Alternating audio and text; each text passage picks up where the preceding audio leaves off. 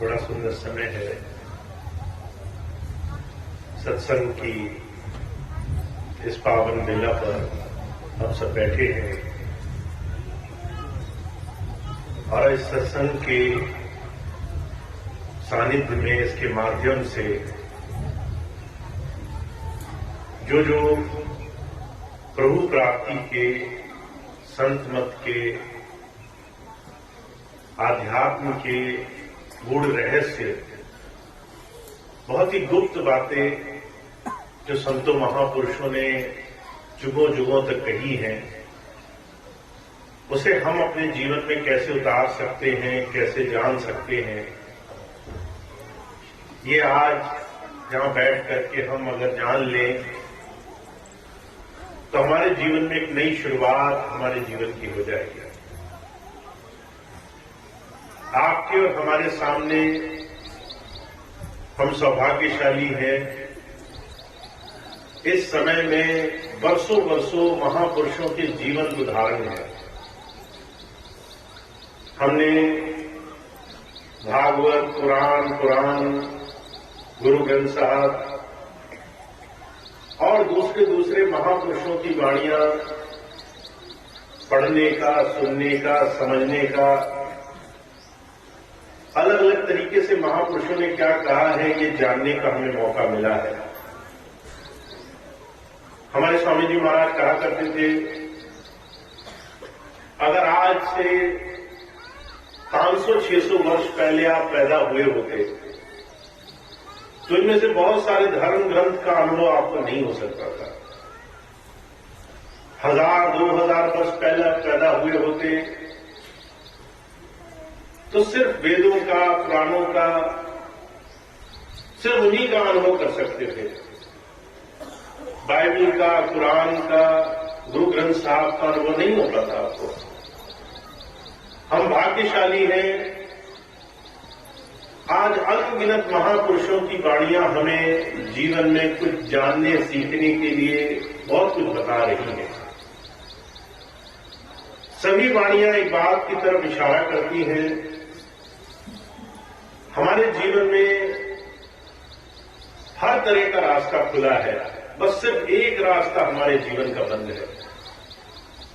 हम धन दौलत कमा सकते हैं, दुनिया के बड़े बड़े ऐशो आराम खरीद सकते हैं, सारा जीवन गृहस्थी में, परिवार में, सुख की आशा में अपने जीवन में बहुत कुछ कर सकते हैं। पर एक चीज जो हमसे छुपा कर रखी गई है, गुप्त है, वो है परमात्मा का अनुभव। उस प्रभु को हर कोई इंसान किसी न किसी रूप में मानता है, पर उसको हम देख सकते हैं, उसका अनुभव कर सकते हैं, उसको पाए बगैर हमारे जीवन में कुछ भी फलीभूत नहीं होगा। ये वो गुप्त ज्ञान है जिसे इस जीते जी हमें पाने के लिए संसार में भेजा गया है। और बहुत देर बाद हमें अपने जीवन में इस बात का एहसास होता है। अगर आज हमसे कोई पूछे, कोई एक ऐसी चीज जिसको करे बगैर हमारा दिन नहीं कटेगा, तो कई चीजें हमारे दिमाग में आती हैं। अगर हम खाना नहीं खाएं तो हमारा दिन नहीं कटेगा, अगर हम कारोबार न करें, नौकरी न करें, पैसा न कमाएं तो हमारा जीवन नहीं चलेगा, परिवार में बच्चों के साथ, माता पिता के साथ हम अपने जीवन में ना रहें। पर जो कहा करते थे, ये तमाम चीजें हमें जीवन में उस दिन नजर आती हैं जिस दिन कष्ट आता है, दुख आता है, तकलीफ आती है। कोई इंसान जो सारा जीवन संसार के मध्य में चूर है, जब वो अपने आप को तकलीफ में देखता है, अस्पताल पहुंच जाता है, आईसीयू में भर्ती होता है, तब वो कहता है मुझे मरना नहीं है, मुझे एक बार और जीवन मिल जाता, थोड़ी सी और उम्र मिल जाती। उस दिन उसे याद आता है कि उसने अपने जीवन में कुछ कमाया नहीं है। उस दिन वो अपने जीवन की संभाल करने की सौगंध खाता है। जब तक तकलीफ न हो, दुख न हो, कष्ट न हो, संसार में फंसे हुए दुनिया में दौड़ लगाते हुए इंसान को जीवन की सच्चाई नहीं नजर आती। इसलिए कबीर साहब जी महाराज बार बार इसी बात को कह रहे हैं। कह रहे सारा संसार उस मालिक को, उस प्रभु को सिर्फ तकलीफ में याद करता है। का दुख में सुमरन सब करे, सुख में करे न कोई, जो सुख में सुमरन करे तो दुख कार्य कोई। अगर दुख ना हो, तकलीफ ना हो तो हमें जीवन में क्यों भेजा गया, हमें ये बात समझ में नहीं आएगी। हमारे जीवन में हम क्यों भेजे गए, क्यों जन्मे, इस शरीर को पाने के पीछे क्या भेद है, ये बात हमारी गुरुवाणियां हमें समझाती हैं। ये बात हमारे संत महापुरुष हमें समझाते हैं। हमें ये बात समझाकर वो जगाना चाहते हैं। का सदगुरु आए हैं जगाने सारी नगरी, विश्व जागृति का दुनिया को इस शरीर की सच्चाई का भेद समझाने के लिए संतों महापुरुषों का आना होता है। महाराज जी कहा करते थे, कोई भी विपत्ति आप देख लो, उस विपत्ति में इंसान अपने जीवन के सही स्वरूप को समझ जाता है। अभी 2 वर्ष पहले कोरोना की महामारी आई, जहां लोग 100-100 बरस का अंदाजा लगाकर बैठे थे, बहुत अपने जीवन में धन संपत्ति इकट्ठी कर रहे थे। जब विपत्ति आई, परेशानी आई, तो लोगों को कल का भरोसा नहीं रहा। मैं कई ऐसे लोगों से मिला, पीलीभीत में एक भाई मिले, खुद डॉक्टर थे पेशे से, उन्हें बीमारी हो गई।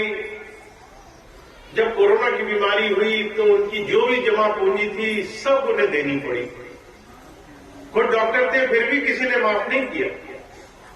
जो पैसा था सब ले लिया, 20-30 लाख रुपए खर्च कर दिया, फिर भी रोग ठीक नहीं हुआ, शरीर पूरा हो गया। साथ साथ घर वाले और परेशान, यही सोचते रहे। डॉक्टर था, सारा जीवन पैसा इकट्ठा करता रहा, अपने आप को नहीं बचा पाया। और उसके बाद भी ये दुख कष्ट क्लेश अलग के संसार में हम अपने जीवन में पैसा, दौलत, रुपया, दुनिया की तमाम चीजें इसको ही सबसे बड़ा मानते हैं। इसलिए जो कहते हैं जब तक कष्ट नहीं आएगा, तकलीफ नहीं आएगी, हमें ये जीवन क्यों दिया गया है, इस बात की सुधी खबर हमें नहीं लगेगी। हम तकलीफ में ये जानते हैं हमारा ये जीवन 2 चीजों से बंधा है। एक समय से बंधा है। हर एक इंसान को गिना चुना समय दिया गया है। किसी को 50 बरस, किसी को 60 बरस, किसी को 80 बरस। और जब समय पूरा होगा, ये पता नहीं चलेगा कि कोई बीमारी थी कि नहीं थी, ये पता नहीं चलेगा कि तकलीफ से गया कि नहीं गया। वो समय जिस दिन पूरा होगा, उस दिन हर एक को संसार से जाना पड़ेगा। और दूसरी चीज, इस जीवन में हमें जो भी जीवन दिया गया, इस शरीर रहते किसी भेद को जान लेने के लिए दिया गया।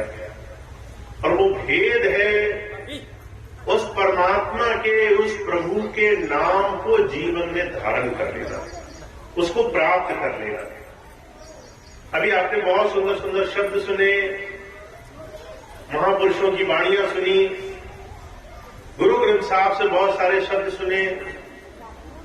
सभी महापुरुष कह रहे हैं आपको जीते जी उस प्रभु से जुड़ जाना है और उस शरीर में, इस देह के अंदर बैठ के ही आपको ये काम करना है। जहां माताएं बहनें बिंदी लगाती हैं, भाई तिलक लगाते हैं, वहां एक दरवाजा है जो बंद है अंदर की तरफ से, और वो दरवाजा तब खुलता है जब सदगुरु मिल जाए और आपको वहां ध्यान टिकाने की स्थिति से जोड़ दे। और ये काम आप सिर्फ गृहस्थ में कर सकते हो। सिर्फ गृहस्थ में रह करके आप जीवन में उस प्रभु नाम की कमाई कर सकते हो। इसलिए जितने भी महापुरुष आए उन्होंने इस जीवन को बहुत कीमती, बहुत ही उम्दा, बहुत ही खास कह करके हमें जीवन में सच्चे नाम से जुड़ने की बार बार हिदायत दी है।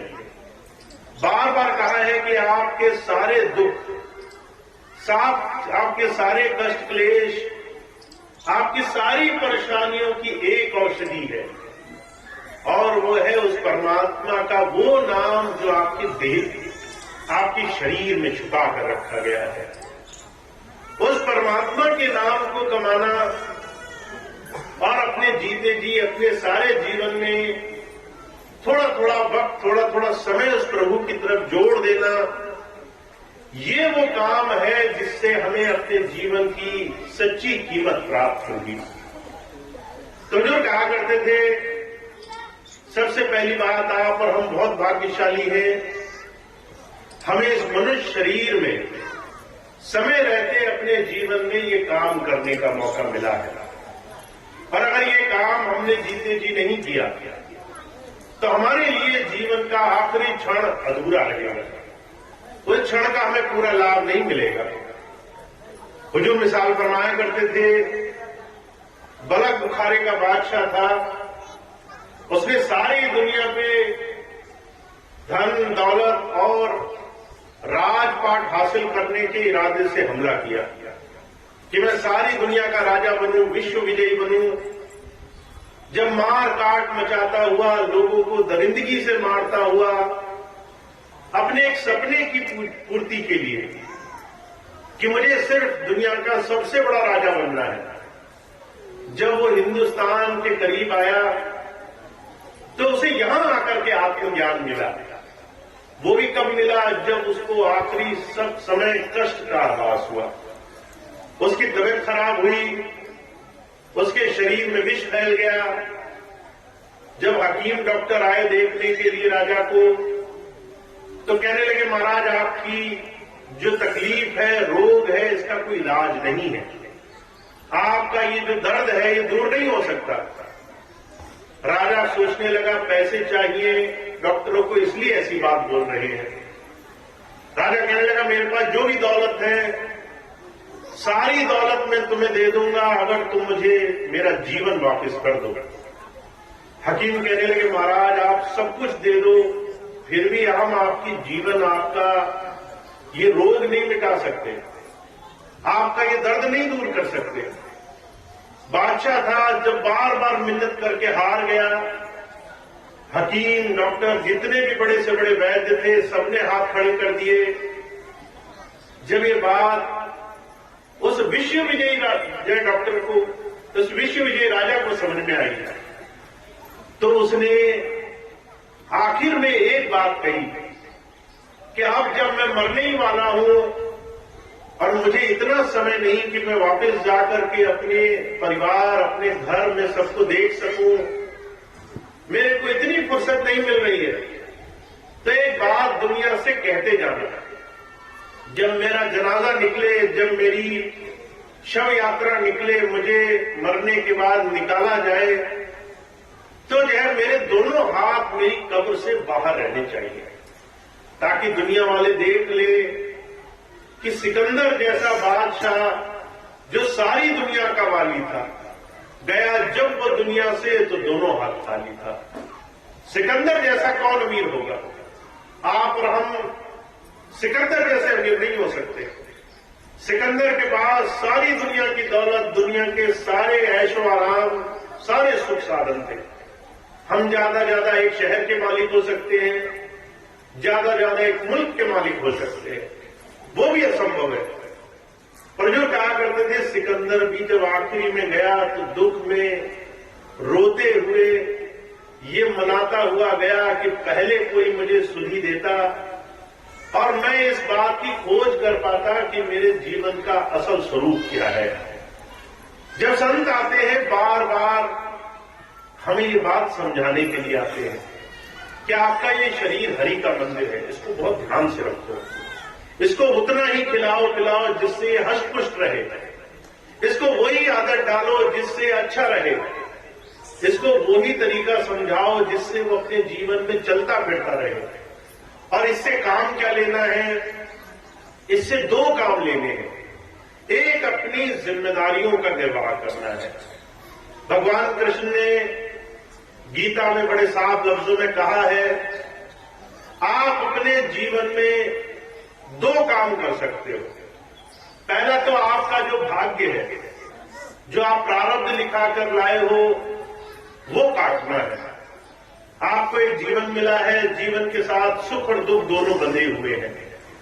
बहुत से भाई बहन पूछते हैं, मैंने कोई गलत काम नहीं किया फिर भी मुझे दुख आ गया, मैंने जीवन में कोई पाप नहीं किया फिर भी मुझे कष्ट आ गया, मैंने कभी मांस मदिरा नहीं खाई, मैंने कोई गलत आदत नहीं डाली फिर भी मुझे रोग लग गए। तो जो कह रहे हैं तुम्हारे प्रारब्ध हैं, पिछले जन्मों के संस्कार हैं, और ऐसे संस्कार हैं जो तुम्हें वर्षों वर्षों बाद भी अगर भाग्य में लिखे हैं तो भुगतने पड़ेंगे, उससे तुम बच नहीं सकते हो। अगर तुम्हारे भाग्य में लिखा है कि तुमने अपने जीवन में कोई भी ऐसा कर्म करना है जिससे तुम्हें दुख लिखा है, तो उससे भागा नहीं जा सकता। भगवान कृष्ण के जीवन की घटना आती है। भगवान कृष्ण के पैर में तीर लगा, तीर लगने से उनकी मृत्यु हुई। जब मृत्यु हुई तो उनको मानने वाले बहुत प्रेम से, जो उनको मानते थे, बहुत दुखी हुए, कहने लगे भगवान हमें ये नहीं समझ में आया, आप तो ईष्ट हो, भगवान हो, आपको क्यों तीर लगा? आप तो जैसे चाहे संसार में रहते, जैसे चाहे संसार से जा सकते थे। तो भगवान कृष्ण ने अपने जीवन की घटना सुनाई। कहने लगे बहुत वर्ष पहले, आज से 100 जन्म पहले, मैंने जो है अपने जीवन में राजपुत्र होने के कारण किसी हिरण का शिकार करते हुए जंगल में एक तीर चलाया। तीर उसको नहीं लगा, उस जो है हिरण को ना लग करके एक साधु को लगा जा करके। उसने श्राप दिया, एक समय ऐसा आएगा तुम्हें भी कष्ट उठाना पड़ेगा, तुम्हें भी बिना बात के अचानक पीड़ा होगी और उससे तुम्हारी मृत्यु होगी। भगवान कृष्ण कहते हैं जब जो है मुझे कर्म से छुटकारा नहीं संसार में आकर के, जब मैं संसार में आ गया और उसके बाद मुझे भी कर्मों में बंद कर रहना है, तो दुनिया के हर एक इंसान को कर्म में बंद कर रहना है। तो ये मत पूछो कि तुम्हें दुख क्यों आया, ये मत पूछो कि तुम्हें सुख क्यों मिला, क्योंकि दुख और सुख दोनों ही जीवन में साथ चलेंगे आखिरी सांस तक। ये प्रारब्ध है, भाग्य है, इससे बचकर नहीं भाग सकते। का रण के मारे बन गए, बन में लागी आग, बन बेचारा क्या करे जब कर्मन लागी आग। बड़े बड़े ऋषि मुनि हुए, साधना करने के लिए सब कुछ छोड़ करके वन में चले गए। अभी एक शब्द उसमें बहुत प्यार से समझाया गया, विश्वामित्र थे, सब कुछ त्याग कर गए, मेनका के ऊपर ऐसे आकर्षित हुए कि उनकी वर्षों वर्षों की साधना भंग हो गई। दूसरे ऋषि मुनि थे, उन्होंने सब कुछ त्याग दिया, पर जो है किसी लालच में फंसे और जीवन की सारी कमाई भंग हो गई। तो यूं कहते हैं कर्म ऐसे हैं जो जीवन पर्यंत साथ चलेंगे, सुख और दुख से बंधे हुए हैं, सुख भी है दुख भी है, दोनों साथ चलेगा। आप क्या कर सकते हो? एक छोटा सा परमात्मा ने, प्रभु ने हमें इस मनुष्य शरीर में यंत्र दे रखा है, एक छोटी सी आजादी दे रखी है क्रियमान कर्म करने की। आप अगर जीवन में हर रोज कुछ कुछ ऐसा कर्म करते चलो जिससे आपके जीवन के तमाम विषय विकार, भोग विलास, दुनिया की तमाम तकलीफों के बंधन आसानी से कटने लग जाए। अभी एक पीर फकीर हुए सुल्तान बाबू, उनका एक शब्द सुन रहे थे आप, उनसे पूछा गया कि हुजूर ये बताओ उस प्रभु की भक्ति कैसे करें, मालिक की फरियाद कैसे करें? तो सुल्तान बाबू जी कहने लगे कहने लगे सिर्फ उस मालिक से अपने कर्मों के लिए क्षमा मांग लें। उससे सिर्फ ये कहना है कि मालिक हम काबिल नहीं है, आप हमारे कर्मों को हल्के करके कटवा दो, हमारी याद, हमारी ख्याल, हमारा ध्यान आपकी तरफ जुड़ा रहे। और जो कहा करते थे, इसी दूसरे साधन को संतों ने भक्ति कहा है। अगर आप प्रार्थना से हर रोज अपना दिन गुजारो, अपने दिन में कुछ भी काम करने से पहले उस मालिक का शुक्राना अदा करो, उसका धन्य मनाओ कि आपको इतना सुंदर जीवन दिया है, तो आपके जीवन में बड़ी से बड़ी तकलीफ आसानी से हल हो जाएगी। मुझे एक भाई मिले, कहने लगे मुझे मिला तो आज तक कुछ भी नहीं, पर मुझसे ये बार बार उम्मीद की जाती है मैं शुक्राना अदा करूं। पहले कुछ मिलेगा फिर तो शुक्राना अदा करूंगा, पहले कुछ हासिल होगा तभी तो मैं उस मालिक का धन्यवाद करूंगा। जब ये बात कही तो मैंने उन्हें महापुरुषों के जीवन की एक छोटी सी घटना सुनाई। मैंने कहा एक आदमी था, वो हमेशा शिकायत करता था ये देख करके कि उससे ज्यादा अमीर, उससे ज्यादा सेहतमंद, उससे ज्यादा समृद्ध लोग कितने हैं संसार में। वो देखता था मेरे पास एक छोटी सी गाड़ी है, किसी बड़ी गाड़ी वाले को देखता था, कहता था भगवान तुमने मेरे साथ बहुत बुरा किया, मुझे इतना ही दिया, दूसरे को कितना ज्यादा दिया। अपनी तकलीफ देखता था, दूसरों के सुख देखता था, हमेशा शिकायत करता था कि मुझे तो तकलीफ ही तकलीफ दी, दूसरे को सब आराम ही आराम दिया। एक दिन एक आदमी आया उसके सामने जो पैर से चल नहीं पाता था, लगड़ा करके चलता था, खाने पीने को कुछ नहीं, मांग कर गुजारा करता था। वो आया, कहने लगा भाई कुछ तो दो। तो वो आदमी जो रोज शिकायत करता था कहने लगा मुझसे टूटे तेरे भाग्य है, तेरे पास तो पैर भी नहीं, तेरे पास तो खाने पीने का जरिया भी नहीं, तू तो मांग करके गुजारा कर रहा है, तो उस मालिक पर क्यों विश्वास करता है। कहने लगा मैं इस बात पर विश्वास करता हूं, मुझे संतोष है। मैंने एक ऐसे आदमी को भी देखा जो सेठ है, सब कुछ है, पर वो इस बात की शिकायत कर करके अपना जिंदगी गुजार रहा है कि उसको और मिल जाता तो शायद ज्यादा सुखी होता। मुझे इस बात का संतोष है, मैं उस जैसा अभागा नहीं हूं, मेरे अंदर संतोष है, मैं उस मालिक का शुक्र मना सकता हूं। तो जो कहा करते थे हमारी हालत कुछ उन लोगों की तरह बन जाती है जो मिला है उसके लिए कभी धन्य शुक्र नहीं मनाते, जो नहीं मिला उसके लिए शिकायत करते करते की जिंदगी गुजारते हैं। महाराज जी कहा करते थे भाई नजरिया बदलोगे तो नजारा बदल जाएगा, अगर कश्ती का रुख बदलोगे तो किनारा बदल जाएगा।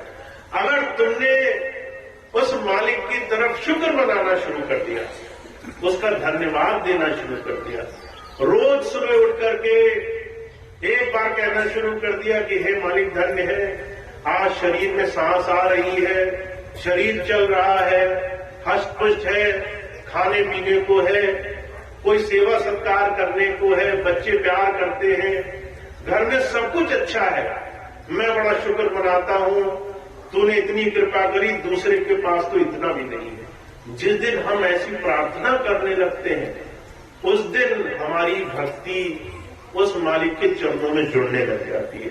तो जो कहा करते थे हमारे पास दो तरीके हैं, एक गिलास है आधा भरा है, आपके ऊपर है, आप खाली गिलास देखो, आप भरा गिलास देखो। अगर नजर इस तरफ रहेगी कि मुझे जीवन में कुछ नहीं मिला, तो हम जीवन भर दौड़ लगाते रहेंगे संसार के पीछे। और अगर हमें इस बात का भरोसा होने लग गया कि जो मिला है वो मुझे बहुत अच्छा है, उसमें मैं अभी तक बहुत खुश रहा हूं, इसके लिए मैं शुक्र मनाता हूं, तो जो कहा करते थे जो शुक्र मनाता है उसको हजारों गुना ज्यादा मिल जाता है, उसको हर पल हर घड़ी उस मालिक की मौज मिलती रहती है। जो मिला है उसके लिए शुक्र मनाता है, उसको और मिलता रहता है। तो जब संत आते हैं, महापुरुष आते हैं, कहते आध्यात्म, भक्ति, मालिक की याद, वो अपने इस जीवन से, इस रणभूमि में, कर्म भूमि में रोज रोज उस मालिक की तरफ जुड़ना है। आपका हर रोज सुबह आप उठोगे और रात को सोने से पहले आज का ये दिन आपके जीवन का सबसे महत्वपूर्ण दिन है। आज में जो किया वही आपके काम आएगा। अगर आज आपने सिमरन किया वो आपके काम आएगा। आज आपने शुक्र मनाया वो काम आएगा। आज आपने सबको थोड़ा सा सेवा से, थोड़ा सत्कार से, थोड़ा किसी को जीवन में एक सच्चे दिल भावना से उसका भला करने के लिए कुछ भी किया, वह आपके जीवन में 1000 गुना लौट कर आएगा। पर अगर आज आप उठे और शिकायत करते हुए आपका दिन निकल गया और उसके बाद रात को दुखी होते हुए सोए, तो जो कहा करते थे रात भर आप अनगिनत साधनों से इतने कर्मों का भोग अपने ऊपर बढ़ा लोगे जिसका छुटकारे का साधन नहीं। तो संत आते हैं, वो बार बार हमें जगाने के लिए आते हैं कि आपका हर रोज हर दिन 2 चीजों से बना होना चाहिए। पहली चीज आपके दायित्व। आपको परमात्मा ने कुछ काम सौंपे हैं। आप अगर परिवार में हो तो परिवार का सुख शांति ये आपका दायित्व है। अगर आपको नौकरी भेजा है तो उस नौकरी में अच्छा काम करना आपका दायित्व है। अगर बाल बच्चे हैं उनको अच्छा जीवन देना आपका दायित्व है। और जो कह रहे हैं ये सारी चीजें आपकी 10 घंटे में खत्म हो जाएंगी। आप सुबह उठोगे, खाओगे, 8 घंटे नौकरी करोगे, 2-4 घंटे और काम करोगे, सारे दायित्व खत्म हो जाएंगे। उसके बाद का जो समय है वो कुछ अच्छे शुभ कर्म करने में अपने जीवन में लगाओ। कुछ ऐसे काम जिससे तुम्हें थोड़ा समय अपने जीवन में अपने अंदर बैठे उस प्रभु के साथ जुड़ने का साधन मिले। स्वामी जी महाराज अक्सर एक बड़ी सुंदर मिसाल फरमाया करते हैं। कहते एक आदमी आया मेरे पास, आकर कहने लगा कि महाराज मेरे पास सब कुछ है, धन दौलत भी है, मान सम्मान भी है, बच्चे भी कामकाज में लग गए, मैं हर चीज से अब फारिग हो गया, अब कोई काम बाकी नहीं। मुझे वो तरीका बताओ जिससे मुझे जीवन में सुख शांति मिले। सारे काम वो सेट कर चुका था पर सुख शांति नहीं मिली थी। पैसा कमा चुका था, मान सम्मान था, बच्चे बड़े हो गए, शादी हो गई, पर सुख शांति नहीं थी। स्वामी जी कहने लगे नाम से जुड़ करके तुम्हें जीवन में अंतर अब जुड़ने का रास्ता है। उसे नाम दिया, ध्यान का तरीका समझाया। जहां माताएं मैंने बिंदी लगाती हैं, बाई तिलक लगाते हैं, स्वामी जी कहने लगे इस स्थान पर तुम्हें रोज ध्यान करना है। और जब ध्यान करोगे तो तुम्हें जो है धीरे धीरे अपने आप वो मिलेगा जो तुम्हें संसार में आज तक नहीं मिला। अब वो फारिग था, पूजा पाठ करके साधना करने का आदी था, रोज नियम व्रत करता था, तो उसकी जगह ध्यान करने लगा। रोज सुबह 1 घंटा, रोज शाम को 1 घंटा, जैसे पूजा करता था वैसे ध्यान में बैठने लगा। ध्यान में बैठने से उसे धीरे धीरे एकाग्रता प्राप्त हुई। सब तरफ से ध्यान हट करके उसके अंतर जुड़ने लगा। एक समय ऐसा आया कि वो गुरु जी के नाम का सिमरन करता था और ख्याल सिमटने लगता था। जब हम सोते हैं, सोते वक्त जैसे शरीर से ख्याल सिमटने लगता है, ऐसे ही उसका बैठे बैठे ख्याल सिमट जाता था, समाधि लगने लग जाती थी। एक दिन वो स्वामी जी के पास आया, कहने लगा स्वामी जी मैंने नाम तो ले लिया पर ध्यान में जो है अब समाधि जो है एक पल में लगने लग जाती है। मैं जो है घंटा बैठ ही नहीं पाता हूं, आंखें बंद करता हूं समाधि लगने लग जाती है। स्वामी जी ने उससे एक ही बात पूछी। स्वामी ने कहा अब कुछ पाना शेष है? कहने लगा आप किसी चीज की चिंता नहीं, अब हर पल हर घड़ी आनंद है, हर पल हर घड़ी सुख है, अंतर से हर पल हर घड़ी रसाई हो रही है। तो जो कहा करते थे संतों महापुरुषों की दया ये होती है, वो आपको नाम से जोड़ने के लिए आते हैं, वो अंदर इस रसाई से जोड़ने के लिए आते हैं। और इसके लिए जीवन में जो कुछ भी करना पड़े उस साधन को वो कराकर सच्चे नाम से जोड़ देते हैं। तो वो बहुत भाग्यशाली है जो इस बात को जान रहे हैं और जो इस बात को जीवन में अपना रहे हैं, इस पर अपने जीवन में हर रोज समय निकाल कर दे रहे हैं। ऐसे भाग्यशाली जीव संसार में बहुत नहीं होते, पर जो है वो बहुत भाग्यशाली है। हुजूर कहा करते थे, हुजूर कृपाल सिंह जी महाराज, ये जीवन कर्म और कर्म से योग करने के लिए मिला है। आप जो कुछ भी करो संसार में, वो आपका उस प्रभु के चरणों में अर्पण हो। हर एक काम उस मालिक की मौज में हो, उसके भाड़े में हो, उसकी रजा में हो। ऐसा जीवन हमारा अगर जीते जी बन जाए तो बहुत हम धन्य हैं। तो एक बात हमें समझनी है, हमारा ये जीवन, ये उस प्रभु की दी हुई नाम की दात से जुड़ने के लिए बहुत बड़ी देन है। इसको जितनी जल्दी उधर जोड़ लेंगे, जितनी जल्दी उस साधन में लगा लेंगे, उतनी जल्दी हमारा काम बनेगा। तो सत्संग सिर्फ हमें अंदर जुड़ने की, उस प्रभु धारा से लग जाने की बात कहने के लिए आता है। तो अगर आप सत्संग सुन रहे हो और साथ साथ अंदर नाम से जुड़ने की प्रेरणा बन रही है तो बहुत बड़ी बात है। और अगर प्रेरणा नहीं बन रही है तो अभी हमें और मेहनत करनी है ताकि हमें सच्ची चीज, सच्चा साधन जीवन में प्राप्त हो। तो मैं तो इतनी बात कहता हूं बार बार, आप बहुत सत्संग सुनते हो, आप बहुत सत्संग जानते हो। ज्ञान ऐसी चीज नहीं है जो आपको पास नहीं है। हर एक चीज का आपको पहले से पता है, पर अनुभव, जीवन में अभ्यास एक ऐसा तरीका है जो तभी प्राप्त होता है जब हम सब छोड़ करके इस रास्ते पर लग जाते हैं, जब इस रास्ते पर जुड़ जाते हैं। और हमारे स्वामी जी महाराज एक बात कहते भाई अगर आप किसी काम को करने में लग जाओ, चाहे आपको कुछ और चीज पता हो या नहीं हो, वो काम आपका हल जरूर होगा अगर आपने अभ्यास नहीं छोड़ा तो। कहा करत करत अभ्यास जड़मत होत सुजान, रसरी आवत जाते सिर पर पड़त निशान। पहले कुएं से जब पानी निकालते थे तो जूट की रस्सी से अंदर से खींच करके पानी निकालते थे। महाराज जी कहा करते थे रोज वो रस्सी पत्थर पर आगे पीछे खींचती थी और पत्थर काट देती थी। कहते थे अगर आप किसी से बोलोगे कि रस्सी में पत्थर काट दिया तो आपको हंसी आएगी, पर सच ये है अभ्यास में ऐसी शक्ति है, अगर आप रोज करोगे तो असंभव काम भी इसी जीवन में आसानी से हो सकते हैं। तो अभ्यास हमारे जीवन में होना चाहिए। ज्ञान बहुत अच्छी चीज है, पर बिना अभ्यास के अधूरा है। बिना आत्मज्ञान के ये ज्ञान किसी काम का नहीं। तो इसलिए अभ्यास बहुत आवश्यक है, अभ्यास जरूर होना चाहिए। बिना अभ्यास के कोई भी ज्ञान हमारे काम नहीं आएगा। तो सिर्फ इतनी बात स्वामी जी की है कि जो ज्ञान है उसे अभ्यास में बदलो, उसे अनुभव में बदलो, उसे भजन सिमरन में, ध्यान में बदलो, तो कि जीवन में बहुत बहुत आपको लाभ प्राप्त हो।